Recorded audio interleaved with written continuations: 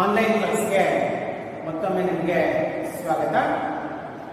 ಕಳೆದ ತರಗತಿಯಲ್ಲಿ ನಾವು 2ನೇ ಯೂನಿಟ್ ಅಲ್ಲಿ ಸಂವೇಗಾತ್ಮಕ ಬುದ್ಧಿಶಕ್ತಿ ಬಗ್ಗೆ ತಿಳ್ಕೊಂಡಿದ್ದೀವಿ. ಸಂವೇಗಾತ್ಮಕ ಬುದ್ಧಿಶಕ್ತಿ ಅಂದ್ರೆ ಏನು, ಹಾಗೆ ಸಂವೇಗಾತ್ಮಕ ಬುದ್ಧಿಶಕ್ತಿಯ ಘಟಕಾಂಶಗಳು ಅಂತೇಳಿ ಅದರ 5 ಘಟಕಾಂಶಗಳನ್ನು ನಾನು ನಿಮಗೆ ತಿಳಿಸಿದ್ದೇನೆ. ಸಂವೇಗಾತ್ಮಕ ಬುದ್ಧಿಶಕ್ತಿ ಅಂದ್ರೆ ಯಾವುದೇ ಒಬ್ಬ ವ್ಯಕ್ತಿ ತನ್ನ ಮತ್ತು ಇತರರ ಭಾವನೆಗಳನ್ನ ಗುರುತಿಸುವಂಥದ್ದು, ಹಾಗೆ ಸ್ವಯಂ ಪ್ರೇರೇಪಿತನಾಗ್ತಕ್ಕಂಥದ್ದು ಮತ್ತು ಭಾವನೆಗಳನ್ನ ಸಮರ್ಪಕವಾಗಿ ನಿರ್ವಹಿಸುವಂತಹ ವ್ಯಕ್ತಿಯಲ್ಲಿನ ಒಂದು ಸಾಮರ್ಥ್ಯವೇ ಸಂವೇಗಾತ್ಮಕ ಬುದ್ಧಿಶಕ್ತಿ ಅಂತೇಳಿ ತಿಳಿಸಿದ್ದೇವೆ. ನಂತರ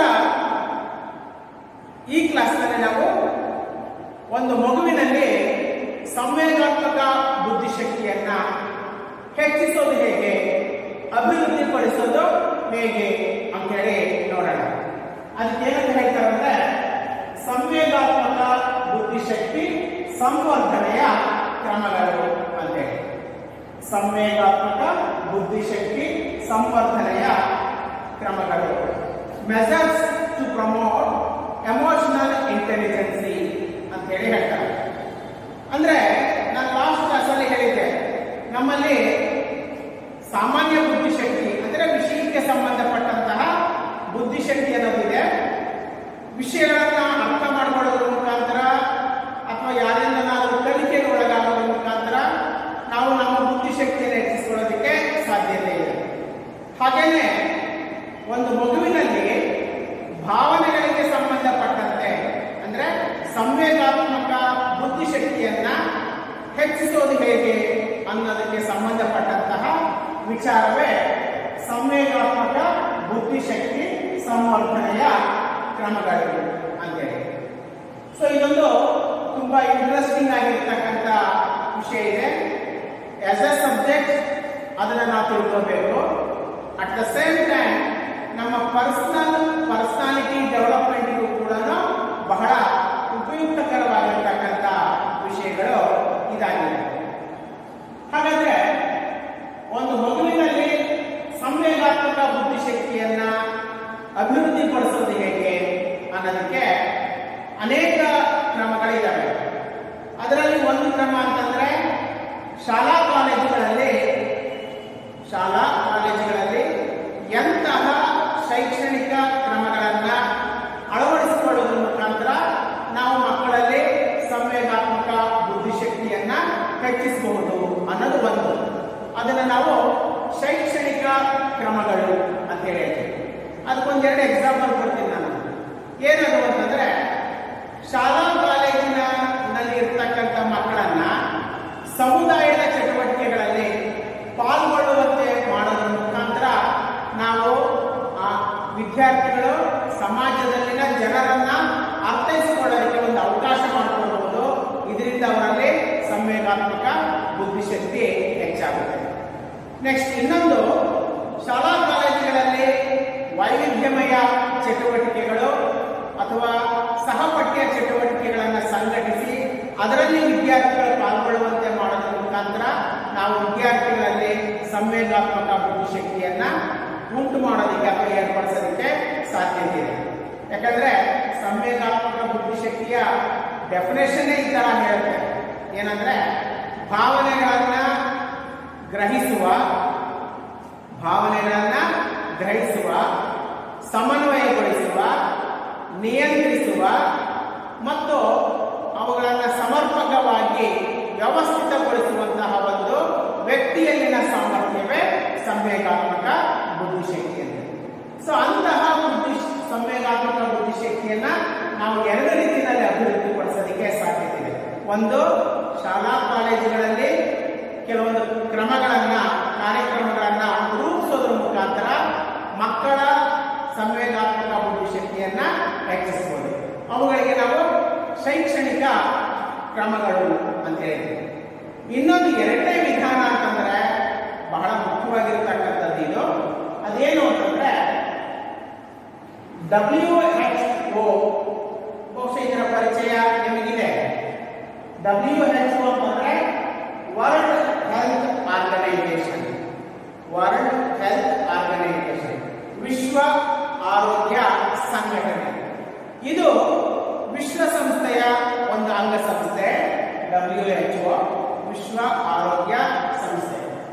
ಆ WHO 1997ರಲ್ಲಿ ಒಂದು 10 ಅಂಶಗಳನ್ನ ಗುರುತಿಸಿ, ಈ 10 ಅಂಶಗಳನ್ನ ಮಕ್ಕಳು ಅಳವಡಿಸಿಕೊಳ್ಳುವುದರ ಮುಖಾಂತರ ಅಥವಾ ಹಿರಿಯರು ಅಂದ್ರೆ ಶಿಕ್ಷಣ ಸಂಸ್ಥೆಗಳಲ್ಲಿನ ಶಿಕ್ಷಕರಿರ್ಬೋದು ಅಥವಾ ಮಕ್ಕಳಿಗೆ ಸಂಬಂಧಪಟ್ಟಂತ ಪಾಲಕರಿರ್ಬೋದು, ಇತರರು ಈ 10 ಅಂಶಗಳನ್ನ ಮಕ್ಕಳಲ್ಲಿ ಕಂಡು ಬರುವಂತೆ ಮಾಡೋದ್ರ ಮುಖಾಂತರ ಮಕ್ಕಳಲ್ಲಿ ಸಂವೇಗಾತ್ಮಕ ಬುದ್ಧಿಶಕ್ತಿಯನ್ನ ಬೆಳೆಸಬಹುದು ಅಥವಾ ಅವರಲ್ಲಿ ಇರ್ತಕ್ಕಂಥ ಸಂವೇಗಾತ್ಮಕ ಬುದ್ಧಿಶಕ್ತಿಯನ್ನ ಅಭಿವೃದ್ಧಿಪಡಿಸೋದಕ್ಕೆ ಸಾಧ್ಯತೆ ಇದೆ ಅಂತೇಳಿ WHO 1997ರಲ್ಲಿ ಆ 10 ಅಂಶಗಳನ್ನ ಸೂಚಿಸಿದೆ.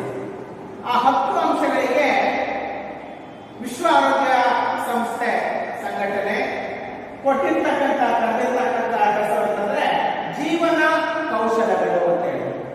ಜೀವನ ಕೌಶಲಗಳು ಅಂತಂದ್ರೆ ಲೈಫ್ ಸ್ಕಿಲ್ಸ್ ಅಂತೇಳಿ ಹೇಳ್ತಾರೆ. ಆ 10 ಜೀವನ ಕೌಶಲ್ಯಗಳನ್ನ ಪ್ರತಿಯೊಬ್ಬ ವ್ಯಕ್ತಿ ಕೂಡ ಅಳವಡಿಸಿಕೊಳ್ಳೋದ್ರ ಮುಖಾಂತರ ಆ ವ್ಯಕ್ತಿ ಯಶಸ್ವಿ ವ್ಯಕ್ತಿಯಾಗಲಿಕ್ಕೆ ಸಾಧ್ಯತೆ ಆಗ್ತದೆ. ಜೀವನದಲ್ಲಿ ಯಾವುದೇ ಮತ್ತು ಎಂತಹದ್ದೇ ಸಮಸ್ಯೆಗಳು ಎದುರಾದರೂ ಕೂಡ ಅವುಗಳಿಗೆ ಪರಿಹಾರ ಕಂಡುಕೊಂಡು ತಾನೂ ಬದುಕೋದ್ರ ಮುಖಾಂತರ ಇನ್ನೊಬ್ಬರು ಕೂಡ ಬದುಕೋದಕ್ಕೆ ಅವಕಾಶ ಮಾಡಿಕೊಟ್ಟು ಒಬ್ಬ ಯಶಸ್ವಿ ವ್ಯಕ್ತಿಯಾಗಲಿಕ್ಕೆ ಸಾಧ್ಯತೆ ಇದೆ. ಹಾಗಾದ್ರೆ ಜೀವನ ಕೌಶಲಗಳು ಅಂದ್ರೆ ಏನು ಅಂತ ಹೇಳಿ ಅದರ ಅರ್ಥವನ್ನ ನೋಡೋಣ. ಜೀವನ ಕೌಶಲಗಳು ಅದನ್ನ ಈ ತರ ಡಿಫೈನ್ ಮಾಡಬಹುದು, ಅರ್ಥೈಸಬಹುದು. ಏನು ಅಂತಂದ್ರೆ ವ್ಯಕ್ತಿಗೆ ಮತ್ತು ಸಮಾಜಕ್ಕೆ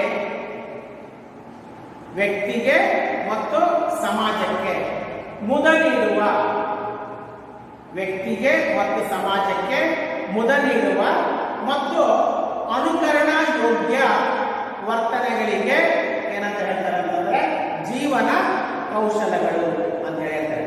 ವ್ಯಕ್ತಿ ಮತ್ತು ಸಮಾಜಕ್ಕೆ ಮುದ ನೀಡುವ ಮತ್ತು ಅನುಕರಣಾ ಯೋಗ್ಯ ವರ್ತನೆಗಳನ್ನು ಜೀವನ ಕೌಶಲಗಳು ಅಂತ ಹೇಳ್ತಾರೆ, ಲೈಫ್ ಸ್ಕಿಲ್ಸ್ ಅಂತ ಹೇಳಿ.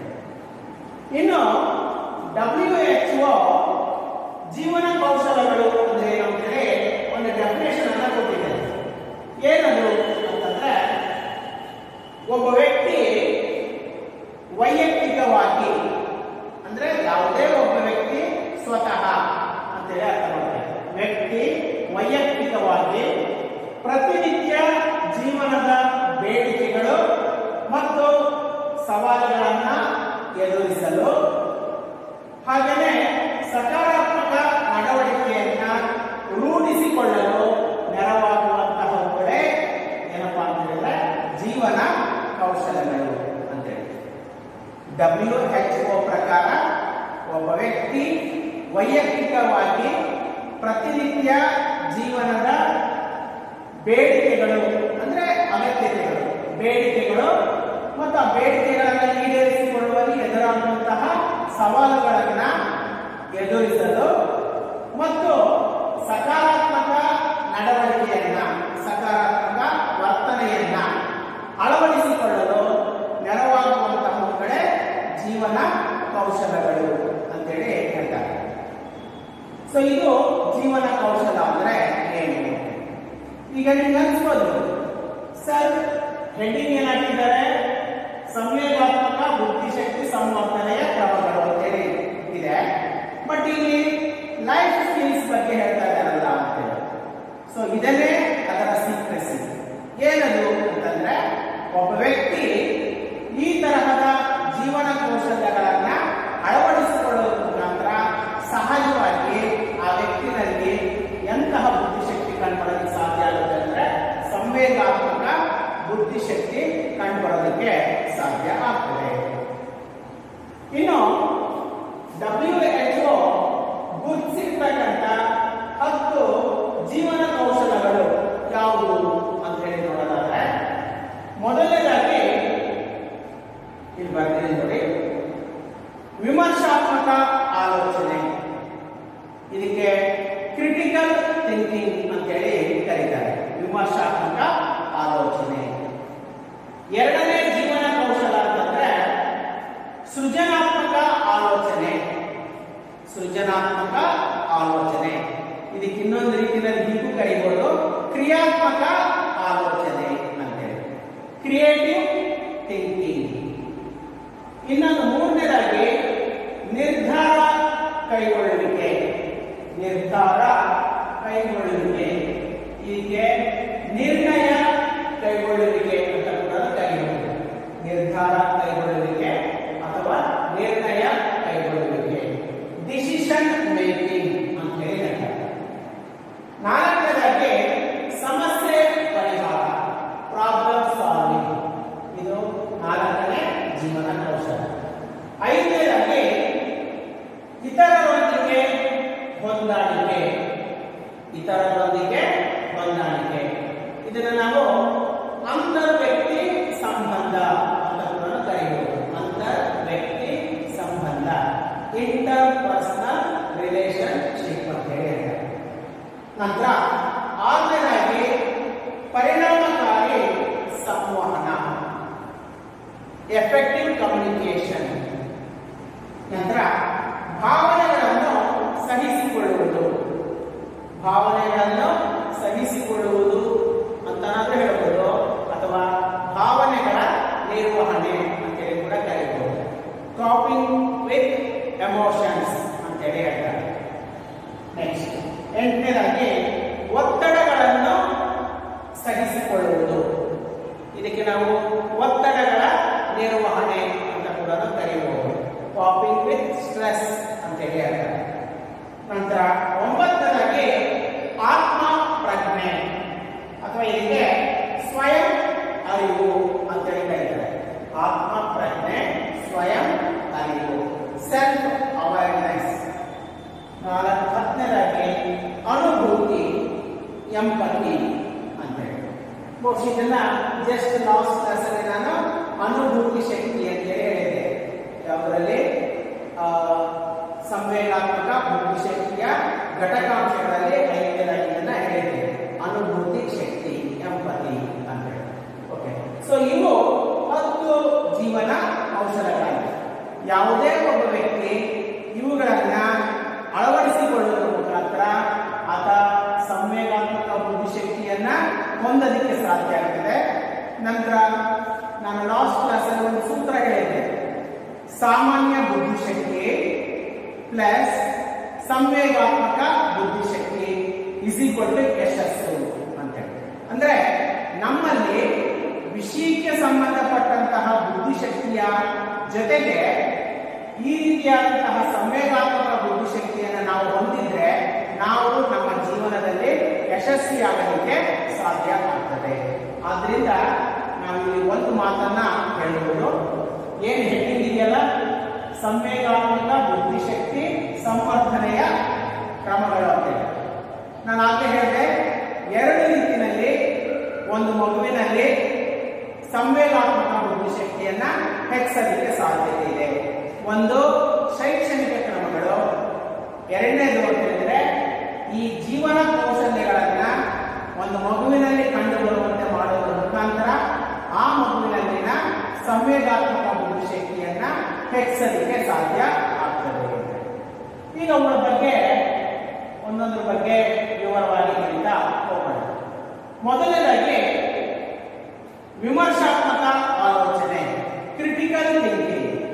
ಬಹುಶಃ ಈ ಆಲೋಚನೆ ಅನ್ನೋದ್ರ ಬಗ್ಗೆ ನಾನು ನಿಮಗೆ ಫಸ್ಟ್ ಯೂನಿಟ್ ಅಲ್ಲಿ ತಿಳಿಸ್ಕೊಟ್ಟಿದ್ದೀನಿ.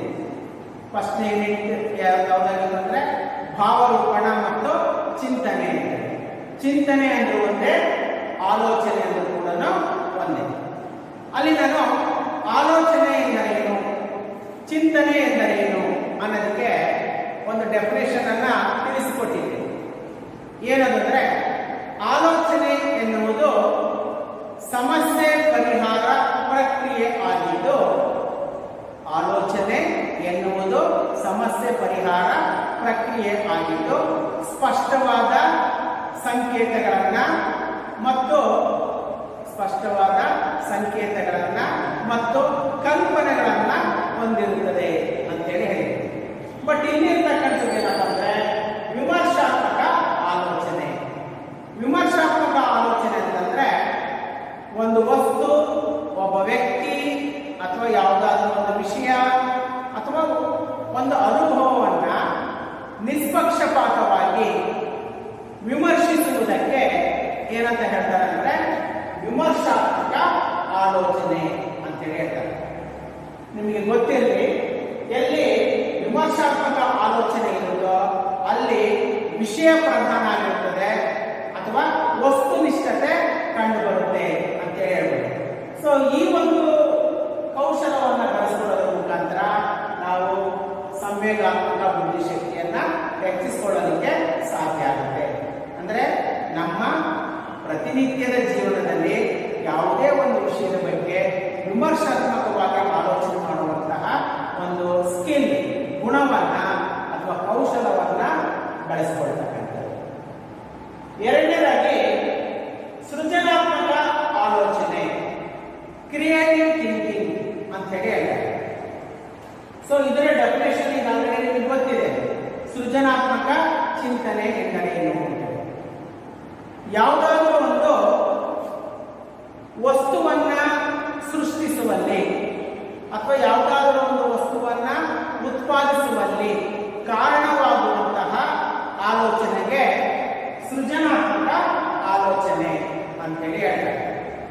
ಅಥವಾ ಇನ್ನೊಂದು ರೀತಿಯಲ್ಲಿ ಹೇಳೋದಾದ್ರೆ ಒಂದು ಆಲೋಚನೆ ಹೊಸ ರೀತಿಯಿಂದ ಕೂಡಿದ್ದರೆ, ಅಂದ್ರೆ ಸೃಜನಶೀಲತೆಯಿಂದ ಕೂಡಿದ್ದರೆ ಅಂತಹ ಆಲೋಚನೆಗೆ ಸೃಜನಾತ್ಮಕ ಆಲೋಚನೆ ಅಂತೇಳಿ ಹೇಳ್ತಾರೆ.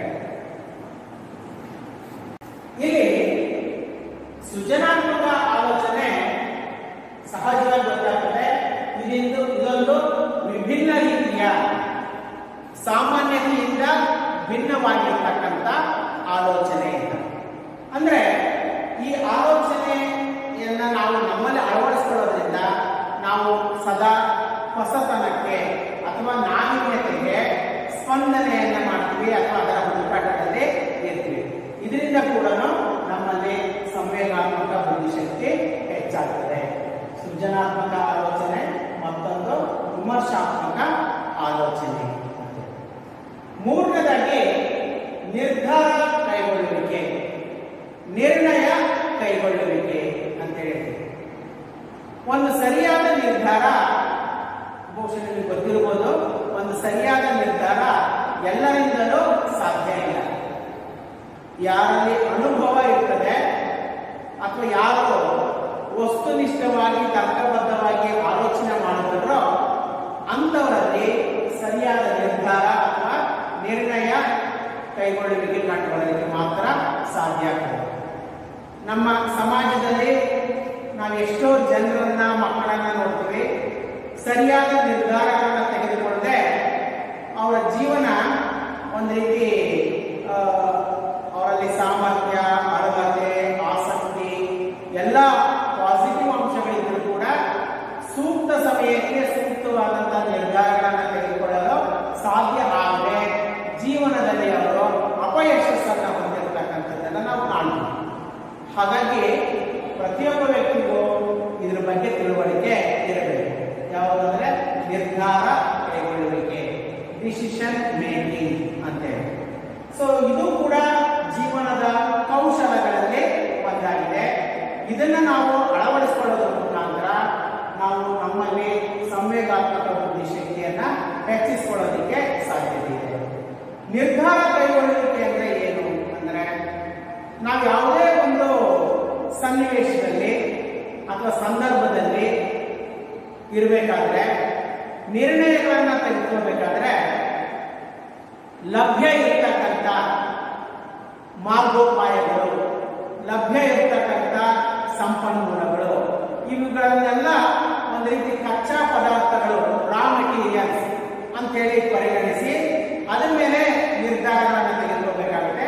ಮತ್ತು ನಾನು ತೆಗೆದುಕೊಂಡಂತ ನಿರ್ಧಾರಗಳಿಂದ ಮುಂದೆ ಏನು ಪರಿಣಾಮ ಆಗಬಹುದು, ಏನು ಸಕಾರಾತ್ಮಕ ಪರಿಣಾಮ ಆಗುತ್ತೋ ನಕಾರಾತ್ಮಕ ಪರಿಣಾಮ ಆಗುತ್ತೋ ಅಂತೇಳಿ ಊಹೆ ಮಾಡಿ ಸೂಕ್ತವಾದ ತೀರ್ಮಾನಕ್ಕೆ ಬರಬೇಕಾಗುತ್ತೆ. ಅದನ್ನೇ ನಾವು ನಿರ್ಧಾರ ಕೈಗೊಳ್ಳುವಿಕೆ ಅಂತ ಹೇಳ್ತೀವಿ. ಕೆಲವರು ದಿಢೀರ್ ಅಂತೇಳಿ ನಿರ್ಣಯಗಳನ್ನು ತೆಗೆದುಕೊಳ್ತಾರೆ. ಅಲ್ಲಿ ಯಾವ ವಾಸ್ತವಾಂಶಗಳನ್ನು ಪರಿಗಣಿಸದೆ ಸುಮ್ಮನೆ ಕಲ್ಪನಾ ಲೋಕದಲ್ಲಿ ಅಥವಾ ಉಡಾಫೆಯಿಂದ ಕೆಲವು ನಿರ್ಧಾರಗಳನ್ನು ತೆಗೆದುಕೊಳ್ತಾರೆ.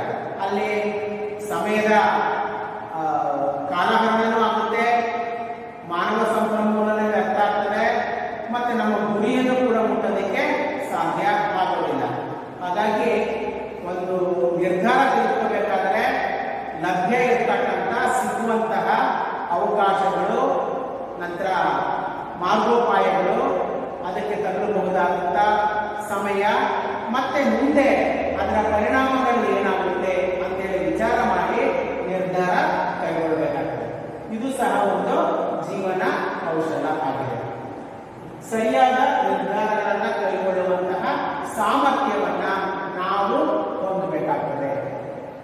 ಇದನ್ನ ಮಕ್ಕಳಲ್ಲಿ ನಾವು ಕಂಡುಬರುವಂತೆ ಮಾಡಬೇಕಂದ್ರೆ ಏನ್ ಮಾಡಬೇಕು ಅಂದ್ರೆ, ಸಾಧ್ಯವಾದಷ್ಟು ಮಕ್ಕಳನ್ನ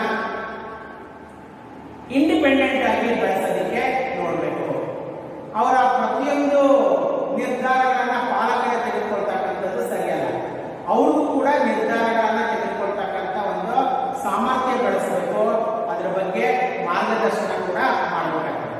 ಮಕ್ಕಳನ್ನ ಸ್ವಾಭಾವಿಕವಾಗಿ ಮತ್ತು ಸ್ವತಂತ್ರವಾಗಿ ಬೆಳೆಸುವ ಮುಖಾಂತರ ನಾವು ನಿರ್ಧಾರ ಕೈಗೊಳ್ಳುವಿಕೆ ಕೌಶಲವನ್ನು ಬೆಳೆಸಲಿಕ್ಕೆ ಸಾಧ್ಯತೆ ಇದೆ. ನೆಕ್ಸ್ಟ್ ಮತ್ತೊಂದು ಅಂತ ಹೇಳಿದ್ರೆ ಸಮಸ್ಯೆ ಪರಿಹಾರ. ಇದಕ್ಕೆ ಪ್ರಾಬ್ಲಮ್ ಸಾಲ್ವಿಂಗ್ ಅಂತೇಳಿ ಹೇಳ್ತಾರೆ. ಸಮಸ್ಯೆ ಪರಿಹಾರ ಅಂತಂದ್ರೆ ಎಲ್ಲರಿಗೂ ಗೊತ್ತಿರೋ ಹಾಗೆ ಸಮಸ್ಯೆಗಳಿಲ್ಲದೆ ಜೀವನ ಇಲ್ಲ. ಒಂದು ಮಾತು ಹೇಳ್ತಾರೆ, ಒಂದು ಯಾವುದನ್ನ ನಾವು ಪ್ರಶ್ನೆ ಅಂತ ಕರಿತೀವೋ ಅದಕ್ಕೆ ಒಂದು ಉತ್ತರ ಇದ್ದರೆ ಮಾತ್ರ ಅದು ಪ್ರಶ್ನೆ ಆಗೋದಕ್ಕೆ ಸಾಧ್ಯ. ಉತ್ತರ ಇಲ್ಲಪ್ಪ ಅಂತಂದ್ರೆ ಅದು ಪ್ರಶ್ನೆ ಅಂತ ಹೇಳಿದ್ರೆ ಅನ್ಸ್ಕೊಳ್ಳೋದಿಲ್ಲ. ಹಾಗೆ ಜೀವನ ಅಂತಂದ್ರೆ ಅಲ್ಲಿ ಸಮಸ್ಯೆಗಳು ಸಹಜ. ಆ ಸಮಸ್ಯೆಗಳಿಗೆ ಪರಿಹಾರವನ್ನು ಕಂಡುಕೊಂಡು ನಾವು ಜೀವಿಸಬೇಕಾಗ್ತದೆ. ಇದಕ್ಕೊಂದು ಒಳ್ಳೆ ಬೆಸ್ಟ್ ಎಕ್ಸಾಂಪಲ್ ಅಂದ್ರೆ, ಈಗ ಇಡೀ ಪ್ರಪಂಚದಾದ್ಯಂತ ಒಂದು ಗಂಭೀರವಾಗಿರ್ತಕ್ಕಂಥ ಸಮಸ್ಯೆ ಯಾವುದಾಗಿದೆಯಪ್ಪ ಅಂತಂದ್ರೆ ಕೊರೋನಾ ವೈರಸ್ ಸಮಸ್ಯೆ ಆಗಿದೆ. ಹಾಗಂತೇಳಿ ಜನ ಬದುಕೋದನ್ನ ಬಿಟ್ಟಿಲ್ಲ, ಅದನ್ನ ಹೋಗಲಾಡಿಸೋದಕ್ಕೆ ಅದಕ್ಕೆ ಔಷಧವನ್ನ ಕಂಡುಹಿಡಿಯೋದಕ್ಕೆ ಪ್ರಯತ್ನ ಪಡ್ತಾ ಇದ್ದಾರೆ. ಇನ್ನು ಭಾರತದ ಪ್ರಧಾನಿ ಕೊರೋನಾದೊಂದಿಗೆನೆ ನಾವು ಜೀವಿಸುವಂತಹ ಕಲೆಯನ್ನು ಕೂಡ ಬೆಳೆಸ್ಕೋಬೇಕು ಅಂತ ಕೂಡ ಕರೆ ಕೊಟ್ಟಿದ್ದಾರೆ. ಅಂದ್ರೆ ಇಲ್ಲಿ ಗಮನಿಸಬೇಕಾದಂತಂದ್ರೆ, ಒಂದು ಸಮಸ್ಯೆಗೆ ಉತ್ತರವನ್ನ ಕಂಡುಹಿಡಿಯಬೇಕಾದ್ರೆ ನಾವು ಕ್ರಿಯಾಶೀಲರಾಗಿ ಟ್ರಯಲ್ ಅಂಡ್ ಎರರ್ ಮುಖಾಂತರ ಪರಿಹಾರವನ್ನ ಕಂಡುಹಿಡಿತಾ ಇದ್ದೀವಿ. ಪರಿಹಾರ ಕಂಡುಹಿಡಿಯಬೇಕಾದ್ರೆ ಕೆಲವೊಮ್ಮೆ ಫೇಲ್ಯೂರ್ ಆಗ್ತೀವಿ, ಅಂದ್ರೆ ಅಪಯಶಸ್ಸನ್ನ ಪಡಿತೀವಿ. ಪುನಃ ನಾವು ಅದನ್ನ ಪ್ರಯತ್ನವನ್ನ ಮುಂದುವರಿಸಬೇಕಾಗ್ತದೆ. ಕಡೆಗೆ ಒಮ್ಮೆ ನಮ್ಮ ಸಮಸ್ಯೆಗೆ ಪರಿಹಾರ ಸಿಕ್ಕುತ್ತೆ. ಸೊ ಅದನ್ನ ಕನ್ಫರ್ಮ್ ಅಂದ್ರೆ ಗಟ್ಟಿ ಮಾಡ್ಕೊಳ್ಳೋದ್ರ ಮುಖಾಂತರ ಸಮಸ್ಯೆಗೆ ಪರಿಹಾರ, ಸಮಸ್ಯೆಯನ್ನು ಹೋಗಲಾಡಿಸೋದಕ್ಕೆ ಸಾಧ್ಯ ಆಗ್ತದೆ. ಇದರಿಂದ ಏನಾಗ್ತದೆ ಅಂತ ಹೇಳಿದ್ರೆ ಆತ್ಮವಿಶ್ವಾಸ ಬೆಳವಣಿಗೆ ಆಗ್ತದೆ. ಸಮಸ್ಯೆಗೆ ಪರಿಹಾರ ಕಂಡುಹಿಡಿಯುವಂತಹ ಜೀವನ ಕೌಶಲ್ಯವನ್ನ ನಾವು ಬೆಳೆಸ್ಕೊಳ್ಳೋದ್ರಿಂದ ನಮ್ಮಲ್ಲಿ ಆತ್ಮವಿಶ್ವಾಸ ವೃದ್ಧಿ ಆಗ್ತದೆ. ಸೆಲ್ಫ್ ಕಾನ್ಫಿಡೆನ್ಸ್ ಅಂತ ಹೇಳ್ತೀವಲ್ಲ ಅದು. ಸೊ ಅದರಿಂದ ಕೂಡ ಸಂವೇಗಾತ್ಮಕ ಬುದ್ಧಿಶಕ್ತಿ ಹೆಚ್ಚಾಗಲಿಕ್ಕೆ ಸಾಧ್ಯ ಆಗ್ತದೆ. ನೆಕ್ಸ್ಟ್ ಐದನೇದಾಗಿ ಇತರರೊಂದಿಗೆ ಹೊಂದಾಣಿಕೆ, ಅಂತರ್ ವ್ಯಕ್ತಿ ಸಂಬಂಧ ಅಂತ ಹೇಳ್ತಾರೆ. ಇಂಟರ್ ಪರ್ಸನಲ್ ರಿಲೇಶನ್ಶಿಪ್, ಇತರರೊಂದಿಗೆ ಹೊಂದಾಣಿಕೆ. ಸೊ ಇದು ಕೂಡ ಸಂವೇಗಾತ್ಮಕ ಬುದ್ಧಿಶಕ್ತಿ ಸಂವರ್ಧನೆಯ ಕ್ರಮಗಳಲ್ಲಿ ಒಂದಾಗಿದೆ, ಇತರರೊಂದಿಗೆ ಹೊಂದಾಣಿಕೆ. ಏನು ಹಾಗೆ ಅಂತಂದ್ರೆ, ನಾವು ಯಾವುದೇ ಸಂದರ್ಭದಲ್ಲಿ ಅಥವಾ ನಮ್ಮ ಜೀವನದಲ್ಲಿ ಇನ್ನೊಬ್ಬರ ಜೊತೆಗೆ ಹೊಂದಾಣಿಕೆ ಮಾಡ್ಕೋಬೇಕಾದ್ರೆ ಫಸ್ಟ್ ನಾವೇನು ತಿಳ್ಕೋಬೇಕಂದ್ರೆ ಅವರ ಜೊತೆಗಿನ ನನ್ನ ಸಂಬಂಧ ಏನು ಅಂತ ತಿಳ್ಕೋಬೇಕಾಗುತ್ತೆ. ಅವರ ಜೊತೆಗಿನ ನನ್ನ ಸಂಬಂಧ ಏನು ಮತ್ತು ಉತ್ತಮ ಸಂಬಂಧವನ್ನ ಕಾಯ್ದುಕೊಳ್ಳೋದು ಹೇಗೆ ಅಂತೇಳಿ. ಸೊ ಈ ಒಂದು ಸ್ಕಿಲ್ ಕೌಶಲ ಇತ್ತಪ್ಪ ಅಂತಂದ್ರೆ ನಾವು ಬೇರೆಯವರ ಜೊತೆಗೆ ಒಳ್ಳೆಯ ರಿಲೇಶನ್ಶಿಪ್ ಹೊಂದಾಣಿಕೆ ಕಂಡುಕೊಳ್ಳೋದಕ್ಕೆ ಸಾಧ್ಯ ಆಗ್ತದೆ, ಹೆಚ್ಚು ದಿನ ಜೊತೆಗೂಡಿ ಇರೋದಕ್ಕೆ ಕೂಡ ಸಾಧ್ಯ ಆಗ್ತದೆ. ಅದನ್ನೇ ಇತರರೊಂದಿಗೆ ಹೊಂದಾಣಿಕೆ ಅಂತೇಳಿ. ಹಾಗೆ ನಂತರ ಮತ್ತೊಂದು ಜೀವನ ಕೌಶಲ್ಯ ಹೋಗೋಣ. ಅದ್ಯಾವುದು ಅಂದ್ರೆ ಪರಿಣಾಮಕಾರಿ ಸಂವಹನ ಅಂತೇಳಿ, ಎಫೆಕ್ಟಿವ್ ಕಮ್ಯುನಿಕೇಶನ್. ಇಲ್ಲೇನಿದೆಯಲ್ಲ ಸಂವಹನ ಅಂದ್ರೆ ಕಮ್ಯುನಿಕೇಶನ್, ಇದು ನಿಮ್ಮ ಸಿಲೆಬಸ್ ಅಲ್ಲಿ 7ನೇ ಯೂನಿಟ್ ಇದೆ ಸಂವಹನ ಅಂತ. ಒಳ್ಳೆ ತುಂಬಾ ಚೆನ್ನಾಗಿರ್ತಕ್ಕಂಥ ವಿಷಯ ಸಂವಹನ ಅಂತ. ಸಂವಹನ ಅಂತಂದ್ರೆ ಅದರ ಡೆಫಿನೇಷನ್ ನೋಡೋಣ ಫಸ್ಟ್. ಇಬ್ಬರು ವ್ಯಕ್ತಿಗಳ ನಡುವೆ ನಡೆಯುವಂತಹ ಮಾಹಿತಿಯ ಅಥವಾ ವಿಷಯದ ವಿನಿಮಯಕ್ಕೆ ಏನಂತ ಹೇಳ್ತಾರೆ ಅಂದ್ರೆ ಸಂವಹನ ಅಂತೇಳಿ. ಇಬ್ಬರು ವ್ಯಕ್ತಿಗಳ ನಡುವೆ ನಡೆಯುವಂತಹ ಮಾಹಿತಿಯ ವಿನಿಮಯ ಮತ್ತು ಸಾಮಾನ್ಯ ತಿಳುವಳಿಕೆ ಕಂಡುಬರುವುದೇ ಏನಂತ ಹೇಳ್ತಾರೆ ಅಂದ್ರೆ ಸಂವಹನ. ಈಗ ನಾನು ಪಾಠ ಮಾಡ್ತಾ ಇದ್ದೀನಿ ಅನ್ನೋದಕ್ಕೆ ಇದನ್ನ ಬೋಧನೆ ಅಂತಲೂ ಕೂಡ ಕರೀತೀವಿ. ಜೊತೆಗೆ ಈ ಒಂದು ವಿಷಯವನ್ನ ನಾನು ನಿಮ್ಮೊಟ್ಟಿಗೆ ಸಂವಹನ ಮಾಡ್ತಾ ಇದ್ದೀನಿ ಅಂತ ಕೂಡ ಕರೀತೀವಿ. ಅಂದ್ರೆ ಬೋಧನೆ ಕೂಡ ಸಂವಹನಕ್ಕೆ ಒಂದು ಉದಾಹರಣೆ ಆಗಿದೆ. ಇಲ್ಲಿ ಇರ್ತಕ್ಕಂಥದ್ದು ಯಾವುದು ಅಂತಂದ್ರೆ ಪರಿಣಾಮಕಾರಿ ಸಂವಹನ. ಪರಿಣಾಮಕಾರಿ ಸಂವಹನ ಅಂದ್ರೆ ನನ್ನ ಹತ್ರ ಏನೋ ಒಂದು ವಿಷಯ ಇರುತ್ತೆ, ಯಾವುದೋ ಭಾವನೆಗಳಿರ್ತವೆ, ಅದನ್ನ ಇನ್ನೊಬ್ಬರ ಜೊತೆಗೆ ಸಮರ್ಪಕವಾಗಿ ಸರಿಯಾದ ರೀತಿಯಲ್ಲಿ ಅವರ ವ್ಯಕ್ತಿತ್ವಕ್ಕೆ ಧಕ್ಕೆ ಬಾರದಂತೆ ಅಥವಾ ಅವರಿಗೆ ಸರಿಯಾಗಿ ಅರ್ಥ ಆಗುವ ಹಾಗೆ ನಾನು ನನ್ನ ಇರ್ತಕ್ಕಂಥ ವಿಷಯವನ್ನು ಅವರ ಜೊತೆಗೆ ವಿನಿಮಯ ಮಾಡಿಕೊಳ್ಳೋದಿದೆಯಲ್ಲ, ಅದನ್ನೇ ಏನು ಅಂತಂದ್ರೆ ಪರಿಣಾಮಕಾರಿ ಸಂವಹನ. ಪರಿಣಾಮಕಾರಿ ಸಂವಹನ ಕೂಡ ಸಂವೇಗಾತ್ಮಕ ಬುದ್ಧಿಶಕ್ತಿಯ ಹೆಚ್ಚಳಕ್ಕೆ ನೆರವಾಗುವಂತಹ ಒಂದು ಅಂಶ ಆಗಿದೆ. ಬಹುಶಃ ಇಲ್ಲಿ ಒಂದು ಸಂಗತಿ ಹೇಳಿದ್ರೆ ನಿಮಗೆ ಸುಲಭವಾಗಿ ಅರ್ಥ ಆಗ್ತದೆ. ಹೌ ಟು ಅಪ್ರೋಚ್ ಅಂತೇಳಿ ನಾವು ಬಳಕೆ ಮಾಡ್ತೀವಿ. ಇನ್ನೊಬ್ಬರನ್ನ ಭೇಟಿಯಾದಾಗ ಹೇಗೆ ಅವ್ರನ್ನ ಮಾತನಾಡಿಸ್ಬೇಕು ಅಥವಾ ಒಂದು ವಿಷಯದ ಬಗ್ಗೆ ಮತ್ತೊಬ್ಬರಿಗೆ ಹೇಗೆ ತಿಳಿಸಿಕೊಡ್ಬೇಕು ಅನ್ನೋದರಲ್ಲಿ ಅಭಿವ್ಯಕ್ತ ಆಗ್ತಕ್ಕಂಥ ನಮ್ಮಲ್ಲಿನ ಅಂಶ ಯಾವುದು ಅಂತಂದ್ರೆ ಸಂವಹನ. ನಾವು ಕೈಗೊಳ್ಳುವಂತಹ ಯಾವುದೇ ಸಂವಹನ ಹೇಗಿರಬೇಕು ಅಂದ್ರೆ ಪರಿಣಾಮಕಾರಿ ಸಂವಹನ ಆಗಿರಬೇಕು. ನೆಕ್ಸ್ಟ್ ಭಾವನೆಗಳನ್ನು ಸಹಿಸಿಕೊಳ್ಳುವುದು. ಇದಕ್ಕೆ ಭಾವನೆಗಳ ನಿರ್ವಹಣೆ ಅಂತೇಳಿ ಹೇಳ್ತಾರೆ. ಇದು ಸಹ ಸಂವೇಗಾತ್ಮಕ ಬುದ್ಧಿಶಕ್ತಿಯ ಸಂವರ್ಧನೆಯ ಕ್ರಮಗಳಲ್ಲಿ ಒಂದಾಗಿದೆ. ಭಾವನೆಗಳನ್ನು ಸಹಿಸಿಕೊಳ್ಳುವುದು ಅಥವಾ ಭಾವನೆಗಳ ನಿರ್ವಹಣೆ. ಇದರರ್ಥ ಏನು ಅಂತ ಹೇಳಿದ್ರೆ ಮತ್ತೊಬ್ಬರ ಭಾವನೆಗಳಿಗೆ ಹೇಗೆ ಪ್ರತಿಕ್ರಿಯಿಸಬೇಕು, ಮತ್ತೊಬ್ಬರ ಭಾವನೆಗಳಿಗೆ ಹೇಗೆ ಪ್ರತಿಕ್ರಿಯಿಸಬೇಕು, ನಮ್ಮ ಭಾವನೆಗಳನ್ನ ನಾವೇ ಅರ್ಥ ಮಾಡ್ಕೊಳ್ತಕ್ಕಂಥದ್ದು, ಅವುಗಳನ್ನ ಸಂದರ್ಭೋಚಿತವಾಗಿ ವ್ಯಕ್ತಪಡಿಸ್ತಕ್ಕಂಥದ್ದು, ಮತ್ತೊಬ್ಬರ ಭಾವನೆಗಳನ್ನ ಗ್ರಹಿಸುವುದು ಅಥವಾ ಗುರುತಿಸ್ತಕ್ಕಂಥದ್ದು ಮತ್ತು ಅವುಗಳನ್ನ ಕೂಡ ಮನ್ನಣೆ ಪರಿಗಣಿಸ್ತಕ್ಕಂಥದ್ದು,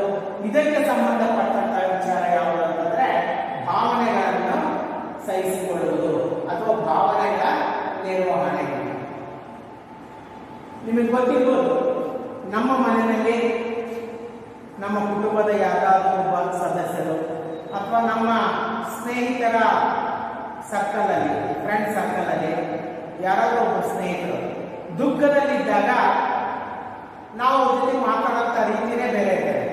ಅವರ ದುಃಖಕ್ಕೆ ಸ್ಪಂದಿಸ್ತೀವಿ ಮತ್ತು ನಮ್ಮಲ್ಲಿರ್ತಕ್ಕಂಥ ಹರ್ಷವನ್ನು ನಾವು ವ್ಯಕ್ತಪಡಿಸೋದಿಲ್ಲ. ನಿನ್ನ ದುಃಖದಲ್ಲೂ ಕೂಡ ನಾನು ಒಬ್ಬ ಪಾಲುದಾರರಿದ್ದಂಗೆ ಏನಾಗಿದೆ ಹೇಳು ಅಂತೇಳಿ ಅವರ ಹತ್ರ ಅವರ ಭಾವನೆಗಳಿಗೆ ತಕ್ಕಂತೆ ನಾವು ಪ್ರತಿಕ್ರಿಯಿಸ್ತೀವಿ. ಸೊ ಇದರಿಂದ ಏನು ಗೊತ್ತಾಗ್ತದೆ ಅಂತಂದ್ರೆ ಭಾವನೆಗಳನ್ನ ಹೇಗೆ ನಿರ್ವಹಿಸಬೇಕು ಅನ್ನೋದು ಕೂಡ ಒಂದು ಜೀವನ ಕೌಶಲ ಆಗಿದೆ. ಮತ್ತೊಂದು ಅಂತಂದ್ರೆ ಒತ್ತಡಗಳನ್ನು ಸಹಿಸಿಕೊಳ್ಳುವುದು, ಒತ್ತಡಗಳ ನಿರ್ವಹಣೆ ಇದೆ. ಮನೋವಿಜ್ಞಾನಿಗಳು ತಾರುಣ್ಯಾವಸ್ಥೆಯನ್ನ, ಅಂದ್ರೆ ನೀವೇನು PUC ವಿದ್ಯಾರ್ಥಿಗಳಿದ್ದೀರಲ್ಲ, ಈಗೆಲ್ಲ ನೀವು ತಾರುಣ್ಯಾವಸ್ಥೆಯ ಹಂತದಲ್ಲಿ ಇದ್ದೀರ. ತಾರುಣ್ಯಾವಸ್ಥೆಗೆ ಮನೋವಿಜ್ಞಾನಿಗಳು ಏನಂತ ಕರೀತಿದಾರಪ್ಪ ಅಂತಂದ್ರೆ it is a period of stress and strain ಅಂತೇಳಿ ಕರೀತಿದ್ದಾರೆ. Period of stress and strain ಅಂತ. ನಮಗೆ ನಾವು ನಮ್ಮ ಜೀವನದಲ್ಲಿ ಆರೋಗ್ಯಕರ, ತೃಪ್ತಿದಾಯಕ, ಹೊಂದಾಣಿಕೆಯ ಜೀವನ ನಾವು ನಡೆಸಬೇಕು ಅಂದ್ರೆ ನಮ್ಮಲ್ಲಿ ಒಂದು ಕಲೆ ಇರಬೇಕಾಗ್ತದೆ. ಅದೇನಂದ್ರೆ ನಮ್ಮಲ್ಲಿ ಕಂಡುಬರುವಂತಹ ಒತ್ತಡಗಳನ್ನ ಹೇಗೆ ನಿರ್ವಹಿಸಬೇಕು ಅಂತೇಳಿ. ನಿಮಗೆ ಗೊತ್ತಿದೆ, ನಾವು ಕೆಲವೊಂದು ಸಂದರ್ಭದಲ್ಲಿ ತುಂಬಾ ಬೇಜಾರಾದಾಗ, ಮನಸ್ಸಿನ ಮೇಲೆ ಒತ್ತಡ ಉಂಟಾದಾಗ ಏನ್ ಮಾಡ್ತೀವಿ? ವಿಶ್ರಾಂತಿಯನ್ನ ಪಡಿತೀವಿ ಅಥವಾ ನಾವು ಇರ್ತಕ್ಕಂಥ ಪರಿಸರವನ್ನ ಬದಲಾಯಿಸಿ ಮನಸ್ಸು ಹಗುರಾಗುವಂತೆ ನೋಡ್ಕೊಳ್ತೀವಿ. ಅವೆಲ್ಲ ಯಾವುದು ಅಂತಂದ್ರೆ ಒತ್ತಡಗಳಿಗೆ ಪರಿಹಾರಗಳನ್ನ ಕಂಡುಕೊಳ್ತಕ್ಕಂಥ ಟೆಕ್ನಿಕ್ಸ್, ಅಂದ್ರೆ ತಂತ್ರಗಳು ಆಗಿದೆ. ಒತ್ತಡಗಳ ನಿರ್ವಹಣೆ ಅಂತಕ್ಕಂಥದ್ದು ವ್ಯಕ್ತಿಯ ಮೇಲೆ ಕಂಡುಬರ್ತಕ್ಕಂಥ ಒತ್ತಡಗಳನ್ನ ಹೇಗೆ ನಿಭಾಯಿಸಬೇಕು, ಅವುಗಳಿಂದ ಹೇಗೆ ಹೊರಬರಬೇಕು ಅಂತಕ್ಕಂಥ ಅಂಶಗಳನ್ನ ಇದು ಒಳಗೊಂಡಿದೆ. ಇದನ್ನ ನಾವು ಅಳವಡಿಸಿಕೊಳ್ಳೋದ್ರ ಮುಖಾಂತರ, ಈ ಒಂದು ಜೀವನ ಕೌಶಲವನ್ನ ನಾವು ಹೊಂದೋದ್ರ ಮುಖಾಂತರ ನಮ್ಮಲ್ಲಿ ಸಂವೇಗಾತ್ಮಕ ಬುದ್ಧಿಶಕ್ತಿಯನ್ನ ಹೆಚ್ಚಿಸಿಕೊಳ್ಳೋದಕ್ಕೆ ಸಾಧ್ಯತೆ ಇದೆ. ಮತ್ತೊಂದು ಅಂತ ಹೇಳಿದ್ರೆ 9ನೇ ಜೀವನ ಕೌಶಲ ಅದ್ಯಾವುದಂದ್ರೆ ಆತ್ಮಪ್ರಜ್ಞೆ ಅಥವಾ ಅದಕ್ಕೆ ಸ್ವಯಂ ಅರಿವು ಅಂತೇಳಿ, ಸೆಲ್ಫ್ ಅವೇರ್ನೆಸ್ ಅಂತೇಳಿ. ಅಂದ್ರೆ ಒಬ್ಬ ವ್ಯಕ್ತಿ ತನ್ನ ಬಗ್ಗೆ ತಾನೇ ತಿಳ್ಕೊಳ್ತಕ್ಕಂಥದಕ್ಕೆ ಅಥವಾ ತನ್ನ ಭಾವನೆಗಳನ್ನ, ಸಾಮರ್ಥ್ಯಗಳನ್ನ, ನನಗೆ ಯಾವುದರಲ್ಲಿ ಆಸಕ್ತಿ ಇದೆ, ನನ್ನ ಅಭಿರುಚಿ ಯಾವುದು, ಒಟ್ಟಾರೆಯಾಗಿ ಹೀಗೆ ಒಬ್ಬ ವ್ಯಕ್ತಿ ತನ್ನ ಬಗ್ಗೆ ತಾನೇ ತಿಳ್ಕೊಳ್ತಕ್ಕಂಥದಕ್ಕೆ ಸ್ವಯಂ ಅರಿವು ಅಂತ ಹೇಳಿದ್ದಾರೆ. ನಾವು ಈ ಸ್ವಯಂ ಅರಿವು ಅನ್ನೋ ಕೌಶಲ ಹೊಂದೋದ್ರಿಂದ ಒಂದು ಬಹಳ ಮುಖ್ಯವಾಗಿರ್ತಕ್ಕಂಥ ಪ್ರಯೋಜನ ಅಂತಂದ್ರೆ ನಮ್ಮ ಇತಿಮಿತಿಗಳು ಗೊತ್ತಾಗ್ತದೆ. ಅದು ಮೊದಲನೇ ವಿಚಾರ. ಅದರಿಂದ ನಾವು ನಮ್ಮ ಜೀವನದಲ್ಲಿ ಯಾವುದೇ ಕಾರಣಕ್ಕೂ ಆಶಾಭಂಗಕ್ಕೆ ಒಳಗಾಗುವುದಿಲ್ಲ. ಸೊ ಸದಾ ಖುಷಿಯಿಂದ ಇರೋದಕ್ಕೆ ಸಾಧ್ಯ ಆಗ್ತದೆ. ಹಾಗಾಗಿ ಸ್ವಯಂ ಅರಿವು ಅಂತಕ್ಕಂಥದ್ದು ಕೂಡ ಒಂದು ಜೀವನ ಕೌಶಲ ಆಗಿದೆ. ಮತ್ತೊಂದು ಅಂತ ಹೇಳಿದ್ರೆ ಅನುಭೂತಿ ಅಂತೇಳಿ, ಇದಕ್ಕೆ ಎಂಪತಿ ಅಂತೇಳಿ ಹೇಳ್ತಾರೆ. ಅನುಭೂತಿ ಅಂತಂದ್ರೆ ನಾನು ಲಾಸ್ಟ್ ಕ್ಲಾಸ್ ಅಲ್ಲಿ ಹೇಳಿದ್ದೆ, ಇದನ್ನ ಒಂದು ಅನುಭವ ಅಂತೇಳಿ ಅರ್ಥ ಮಾಡ್ಕೊಂಡ್ರೆ ಸುಲಭವಾಗಿ ಅದರ ಬಗ್ಗೆ ಮಾಹಿತಿ ಗೊತ್ತಾಗ್ತದೆ. ನಮಗೆ ಇನ್ನೊಬ್ಬ ವ್ಯಕ್ತಿಯ ಜೀವನದ ಸನ್ನಿವೇಶಗಳು ಅಥವಾ ಅವರ ಪರಿಸ್ಥಿತಿ ಅಥವಾ ಅವ್ರ ಬಗ್ಗೆ ಹೆಚ್ಚು ಮಾಹಿತಿ ಗೊತ್ತಿರಲೇಬೇಕು ಅಂತೇನಿಲ್ಲ. ಕೆಲವೊಂದು ಸರಿ ಗೊತ್ತಿಲ್ಲದೆ ಅನ್ನೋದು ಕೂಡ ಇರುತ್ತೆ. ಅಂತಹ ಸಂದರ್ಭದಲ್ಲಿ ಇತರರನ್ನ ಅವ್ರದ್ದು ಯಾವುದೇ ರೀತಿಯಾದಂಥ ಸನ್ನಿವೇಶಗಳು, ಜೀವನದ ಸನ್ನಿವೇಶಗಳಿರಲಿ ಅಥವಾ ಅವರ ಒಂದು ಜೀವನ ಶೈಲಿ ಯಾವುದಾದ್ರೂ ಇರಲಿ, ಅದನ್ನ ಒಪ್ಕೊಂಡು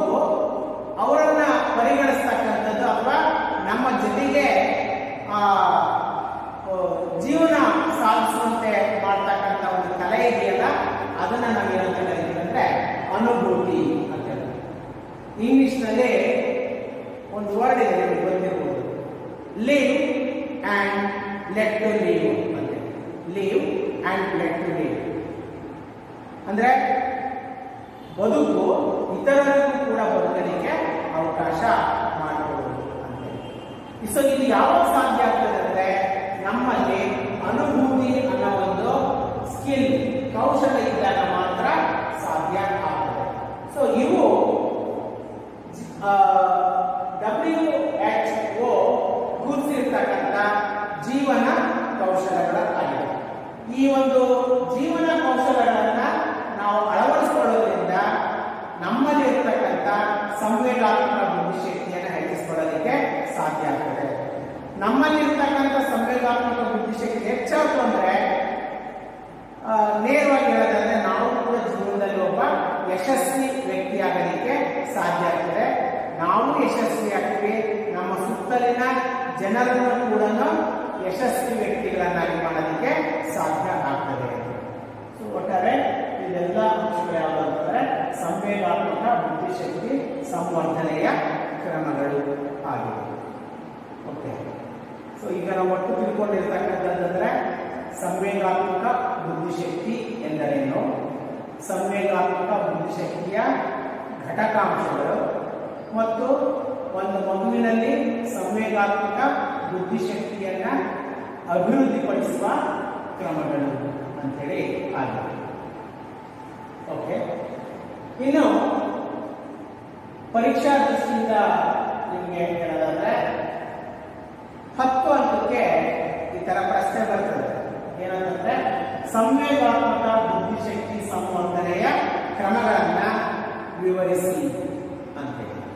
ಸೊ ಇವೆಲ್ಲವುಗಳನ್ನು ಕುರಿತು ನೀವು ವಿವರಿಸಬೇಕಾಗ್ತದೆ. ನಂತರ ಇನ್ನೊಂದು ವಿಷಯ ನಿಮ್ಮ ಗಮನಕ್ಕೆ ಈಗಲೇ ತರೋದಾದ್ರೆ, ನಿಮ್ಮ ಸಿಲೆಬಸ್ ಅಲ್ಲಿ 5ನೇ ಯೂನಿಟ್ ಇದೆ, ಘಟಕ 5ನೇ ಘಟಕ ಯಾವುದು ಅಂತಂದ್ರೆ ಶಿಕ್ಷಣದಲ್ಲಿ ಪ್ರಚಲಿತ ವಿಷಯಗಳು. ಶಿಕ್ಷಣದಲ್ಲಿ ಪ್ರಚಲಿತ ವಿಷಯ ಸುಮಾರಲ್ಲಿ ಒಂದು 7 ವಿಷಯಗಳು ಬರ್ತದೆ. ಅದ್ಯಾವುದು ಅಂತ ಹೇಳಿದ್ರೆ ಮಕ್ಕಳ ಹಕ್ಕುಗಳು, ಮಾನವ ಹಕ್ಕುಗಳು, ಶಿಕ್ಷಣ ಹಕ್ಕು ಕಾಯ್ದೆ, ಮಹಿಳಾ ಸಬಲೀಕರಣ, ಉದಾರೀಕರಣ, ಜಾಗತೀಕರಣ ಅಂತೇಳಿ ಖಾಸಗೀಕರಣ ಅದು ಬರ್ತದೆ.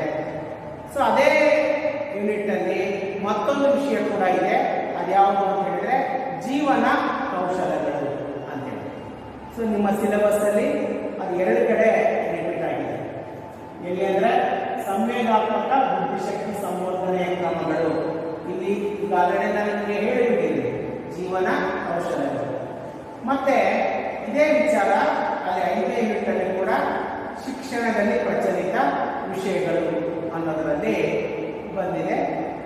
ಆ ಘಟಕದಲ್ಲಿ ಪ್ರಶ್ನೆ ಕೇಳೋದಾದ್ರೆ ಯಾವ ತರ ಕೇಳ್ತಾರೆ ಅಂತಂದ್ರೆ ಜೀವನ ಕೌಶಲ್ಯಗಳು ಎಂದರೇನು, WHO ವಿಶ್ವ ಆರೋಗ್ಯ ಸಂಘಟನೆ ಅಥವಾ ಸಂಸ್ಥೆ ಗುರುತಿಸಿರ್ತಕ್ಕಂಥ 10 ಜೀವನ ಕೌಶಲ್ಯಗಳನ್ನು ಕುರಿತು ಬರೆಯಿರಿ ಅಂತೇಳಿ ಕೇಳ್ತಾರೆ.